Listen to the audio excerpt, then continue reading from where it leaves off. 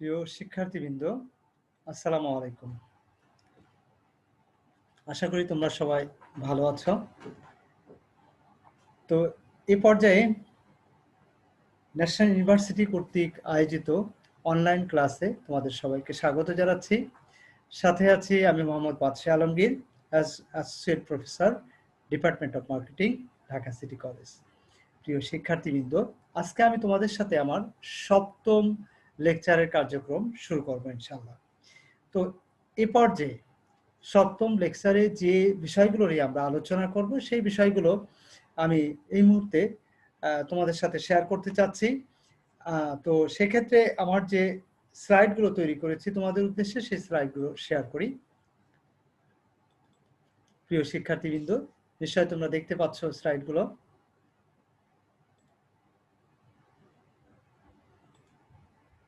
হ্যাঁ, দেখো এই স্লাইডগুলোতে যেভাবে আমাদের লেকচারগুলো আছে সেভাবে আমরা ধারাবাহিকভাবে ইনশাআল্লাহ আলোচনা করব।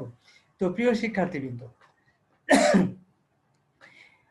আজকে মূলত আমরা কন্ট্রাক্ট অ্যাক্টের লাস্ট চ্যাপ্টার বলা যায়, কন্ট্রাক্ট অ্যাক্টের চুক্তি আইনের last chapter 2.13 contract of agency, অর্থাৎ প্রতিনিধির চুক্তি, প্রতিনিধিত্বের চুক্তি। তো এই প্রতিনিধিত্বের চুক্তির মাধ্যমে যে টপিকগুলো আসবে এই চ্যাপ্টার থেকে, সেই টপিকগুলো আমরা ধারাবাহিকভাবে এখন আলোচনা করবো ইনশাআল্লাহ। তো প্রিয় শিক্ষার্থীবৃন্দ, নিশ্চয়ই দেখতে পাচ্ছ আজকের ক্লাসে যে টপিকগুলো আমরা আলোচনা করব, অনেকগুলো টপিক এই চ্যাপ্টারে আছে, সেই টপিকগুলো আমরা ধারাবাহিকভাবে ইনশাআল্লাহ আলোচনা করব।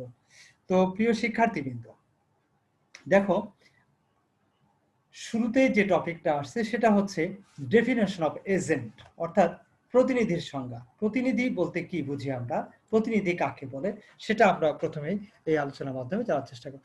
প্রিয় শিক্ষার্থীরা, শুরুতে আমি ক্ষমা চেয়ে নিচ্ছি, কারণ প্রচন্ড ঠান্ডা লাগছে, যে কারণে হয়তো তোমরা এটা বুঝতে পারছো কথা বলার পরিস্থিতিটা।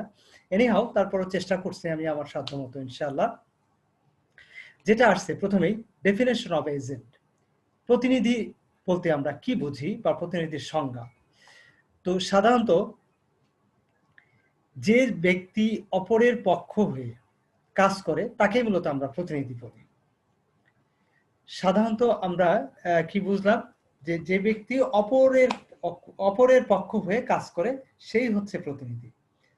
অন্যভাবে যদি আমরা বলি, তাহলে যে ব্যক্তি অন্য কোনো ব্যক্তির পক্ষ হয়ে তৃতীয় কোনো পক্ষের সাথে কাজ করা বা চুক্তি সম্পাদন করার জন্য নিয়োগপ্রাপ্ত বা ক্ষমতাপ্রাপ্ত হন, তাকেই মূলত আমরা প্রতিনিধি বলে থাকি। প্রিয় শিক্ষার্থীবৃন্দ, বাংলাদেশে প্রচলিত 1872 সালের যে চুক্তি আইন আছে, কন্ট্রাক্ট অ্যাক্ট আছে, সেই কন্ট্রাক্ট অ্যাক্টের 182 ধারা অনুযায়ী প্রতিনিধি কাকে বলে সেটা আমরা একটু জানার চেষ্টা করি। যে ব্যক্তি অন্য কোনো ব্যক্তির পক্ষে কোনো কাজ সম্পাদন করার জন্য অথবা তৃতীয় পক্ষের সাথে লেনদেনে অন্য কোনো ব্যক্তির পক্ষ হয়ে প্রতিনিধিত্ব করার জন্য নিযুক্ত হয়, তাকে আমরা প্রতিনিধি বলে থাকি। যার পক্ষে এইরূপ কার্য সম্পাদন করা হয় এবং এভাবে যার প্রতিনিধিত্ব করা হয়, তাকে মূলত মুখ্য ব্যক্তি বা প্রধান ব্যক্তি বলা হয়ে থাকে। প্রিয় শিক্ষার্থীবৃন্দ, এরপরে যে টপিকটা আসছে সেটা হচ্ছে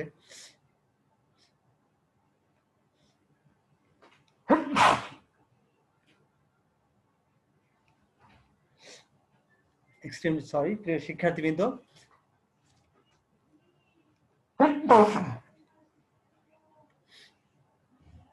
এরপরে যে টপিকটা আসছে সেটা হচ্ছে ডেফিনেশন অফ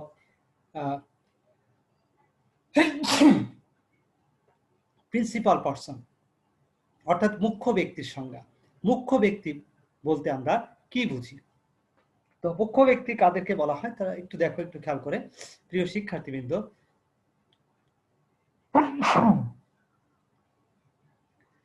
যে ব্যক্তির পক্ষ হয়ে কোনো ব্যক্তি তার কাজ করে তাকেই মূলত আমরা মুখ্য ব্যক্তি বলি।